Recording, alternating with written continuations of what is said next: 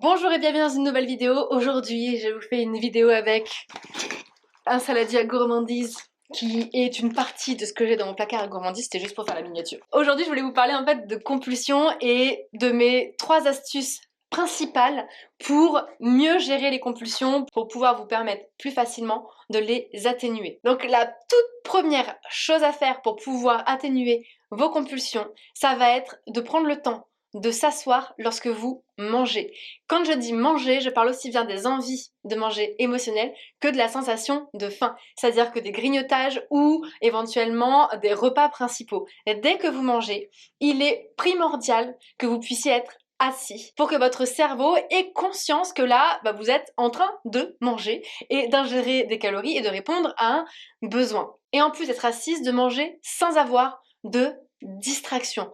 Les discussions, les pensées, c'est des distractions, en effet, mais ce sera toujours moins une source d'un début de compulsion que tout ce qui va être téléphone, écran d'ordinateur, télévision, tablette, bref, tout ce que vous allez pouvoir éventuellement faire pendant que vous mangez et qui fait que ça part en compulsion lorsque vous mangez. En fait, au départ, ça se trouve, c'était juste une envie de manger émotionnelle qui s'est transformée en compulsion parce que votre cerveau n'avait pas conscience au moment où vous étiez en train d'avoir une distraction que vous étiez aussi en même temps en train de manger.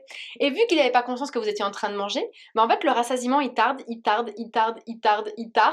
ce qui fait qu'en fait pour vous ça se transforme en compulsion. Alors que ça pouvait être très bien qu'une envie de manger émotionnelle toute simple. Je vous conseille réellement de mettre en place déjà ce premier conseil et je suis sûre que déjà il y a des choses qui vont normalement bouger. Deuxième conseil, ça va être de ne plus lutter contre une envie de manger émotionnelle. C'est-à-dire que vous avez une envie de manger, vous acceptez l'envie de manger éventuellement de la pâte à tartiner, même à la cuillère. Oui, même si vous avez une envie de manger de la pâte à tartiner ou du beurre de cacahuète. Vous pouvez bien entendu le manger à la cuillère en étant assise, sans distraction.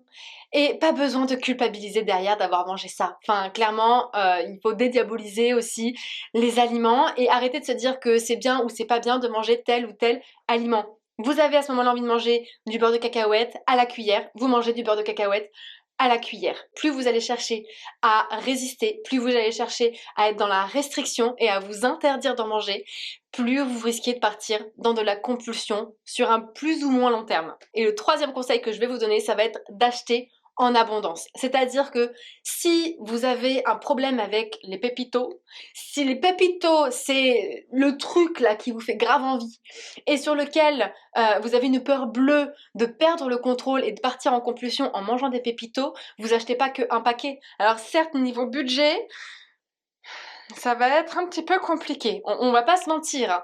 Mais le but c'est de faire ça aliment après aliment pour éviter justement de se mettre en interdit bancaire parce qu'en fait on a acheté trop de produits sucrés et gras et industriels et trop de produits qu'on pouvait avoir de tabou. Mais voilà, au moins de s'acheter un aliment par un aliment en quantité. Moi il me semble que je l'ai fait sur pas mal d'aliments ça.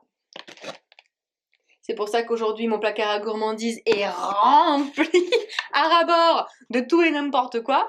Mais au final, c'est encore là, hein. Les lions, je les ai presque pas touchés. Les Kinder Bueno, il en reste.